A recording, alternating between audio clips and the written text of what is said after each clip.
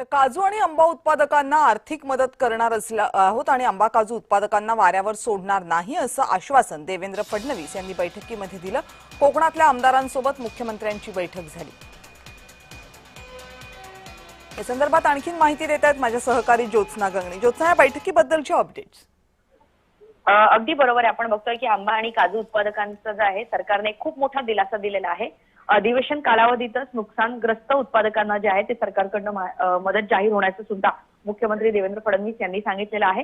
आणि त्याचमुळे आंबा आणि काजू म्हणजे जे जास्तीत जास्त हा कोकण पट्टा जो आहे त्या ठिकाणी आंबा आणि काजू उत्पादक जास्त होत असतात, त्यामुळे आंबा आणि काजू उत्पादकचे जे कोकणी शेतकरी आहेत त्यांना हा मोठा दिलासा आहे। आणि त्या अधिवेशनाच्या कालावधीतच नुकसानग्रस्त उत्पादकांना सरकारकडून जो आहे तो दिलासा आणि मदत जाहीर होणार असल्यामुळे या अधिवेशनामध्ये आपण बघितलं की 2 लाखांपर्यंत कर्जमाफी जी आहे ती शेतकऱ्यांची तर सरकारने केलेलीच आहे आणि या व्यतिरिक्त आंबा आणि काजू उत्पादकांना सुद्धा सरकारने मोठा दिलासा दिलेला आहे। आज खासदार नारायण राणे हे सुद्धा या विशेष बैठकीला हजर होते। त्याचबरोबर मंत्री नितेश राणे, उदय सामंत यांच्यासह कोकणातील अनेक लोकप्रतिनिधी आणि उपमुख्यमंत्री सुनेत्रा पवार आणि त्याचबरोबर मुख्यमंत्री देवेंद्र फडणवीस यांच्या नेतृत्वामध्ये ही बैठक पार पडली।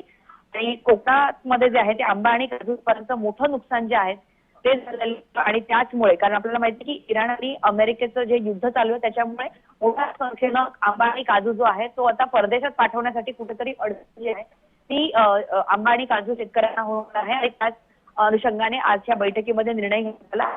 आंबा आणि काजू शेतकरी उत्पादक जो आहे तो संकटात असल्यानं सरकारच्या मदतीकडे शेतकऱ्याचं खूप लक्ष लागून होतं। मात्र आता या कोकणातल्या शेतकऱ्यांकडे या कोकणातल्या या उत्पादकांकडे जरी लक्ष दिलं असलं तरी इतर म्हणजे आपण बघतो की विदर्भामध्ये आणि मराठवाड्यामध्ये सुद्धा अशा प्रकारची जिथे त्यांचं उत्पादन जिथे जास्त असेल किंवा संत्री मोसंबीचं उत्पादन जिथे जास्त असेल त्यांच्यासाठी सुद्धा सरकारला असा कुठला उपाय किंवा अशा कारण कोणता दिलासा देता येईल का याकडे सुद्धा सर्वांचं लक्ष असेल। मात्र हा आजच्या बैठकीतला आपण म्हणू शकतो की सर्वात मोठा निर्णय आहे।